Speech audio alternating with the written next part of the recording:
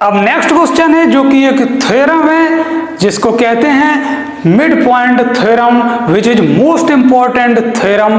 Class 9th के quadrilateral chapter में है ये थ्योरम। क्वाड्रिलेटरल चैप्टर की एक्सरसाइज करने से पहले इस थ्योरम को समझ लेना बहुत जरूरी है। तो इस थ्योरम के according the line segment joining the mid points of two sides of a triangle is parallel to the third side and half of it.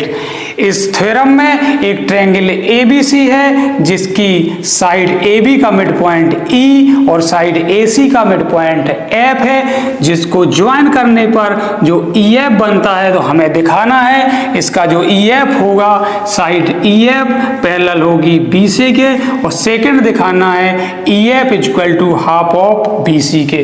जो ये लाइन EF होगी वो BC के हाफ के इक्वल होगी। तो इसको करने से पहले हमने इसमें कुछ कंस्ट्रक्शन किया है ताकि क्लास लंबी ना हो। हमने ऑलरेडी कंस्ट्रक्शन कर रखा है।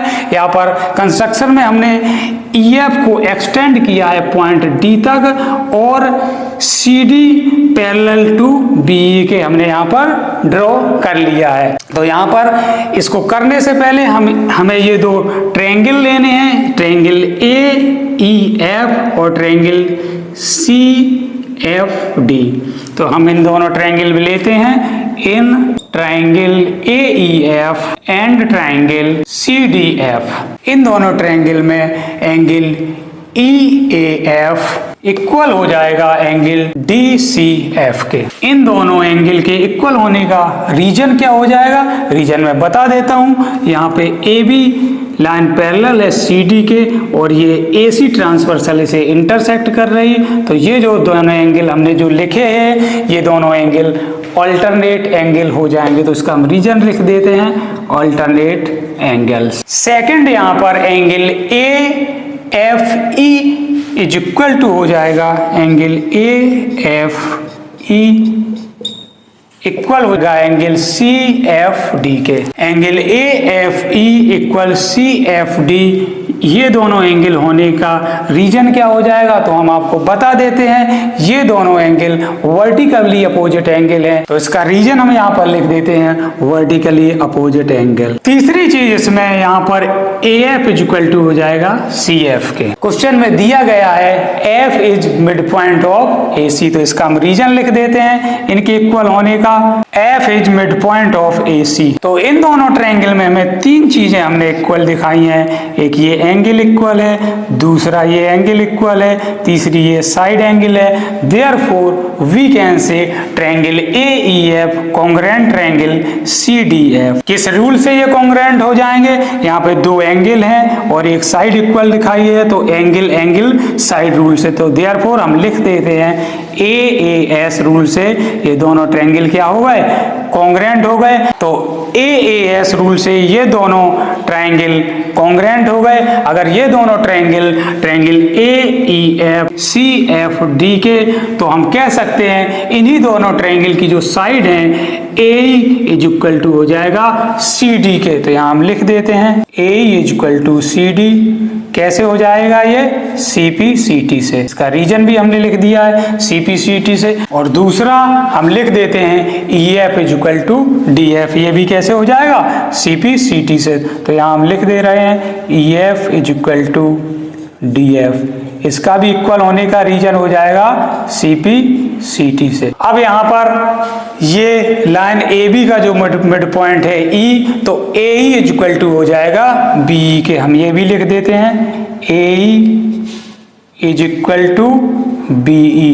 इसका जो रीजन हो जाएगा वो हो जाएगा E is mid point of AB। तो यहाँ पर AE is equal to CD हमने CPCT से दिखा दिया है, और AE is equal to BE हमारा है E is mid point of AB। तो यहाँ से इन दोनों स्टेटमेंट से हमने कंक्लूजन निकाला है CD इज इक्वल टू हो जाएगा BE के। तो यहाँ हम लिख देते हैं CD is equal to BE के। और यहाँ पर CD पैरेलल है BE के, जो कि कंस्ट्रक्शन में हमने दिखाया है। तो यहाँ हम लिख देते हैं एंड CD पैरेलल टू है BE के। तो यहाँ पर CD इक्वल हो गया BE के और CD पैरेलल हो गया BE का, जो कि हमने कंस्ट्रक्शन में यहाँ पर लिखा हुआ है। तो therefore opposite sides are equal and parallel, then we can say quadrilateral BCDE is a parallelogram. तो यहाँ पर हम लिख सकते हैं BCDE इज अ पैरेललोग्राम। अगर BCDE एक पैरेललोग्राम है, then we can say EF parallel to BC। अगर BCDE इज अ पैरेललोग्राम है, then we can say EF parallel to BC। तो यही EF पैरेलल टू BC यहाँ पर हमें दिखाना था, जो कि हमने दिखा दिया है, EF पैरेलल टू BC। अगर EF पैरेलल टू BC है तो इस पैरेललोग्राम BCDE में ED इक्वल होगा BC के, ED इक्वल BC। इसका रीजन क्या हो जाएगा?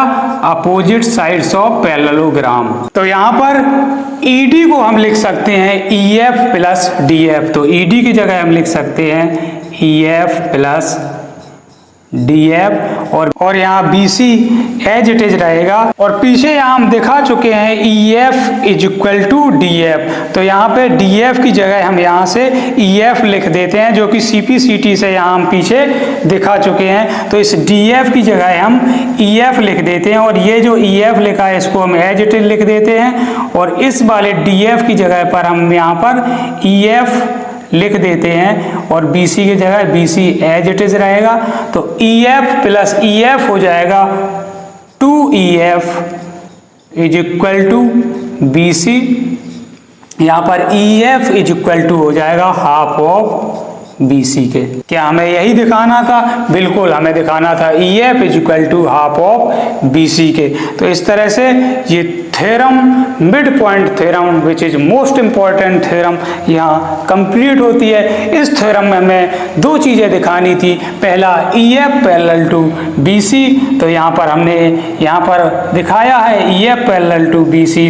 और दूसरा हमें दिखाना था EF is equal to half of BC, ये दिखाया EF is equal to half BC। तो इस तरह से ये मिड पॉइंट थ्योरम यहाँ होती है कंप्लीट। आई होप आप सभी को ये थ्योरम बहुत अच्छे से समझ आई होगी। अगर समझ आई है तो वीडियो को लाइक करें, कमेंट करें, अपने क्लासमेट्स के साथ शेयर करें। Wish you all the best. अब हम मूव करते हैं इसकी एक्सरसाइज 8.2 की ओर।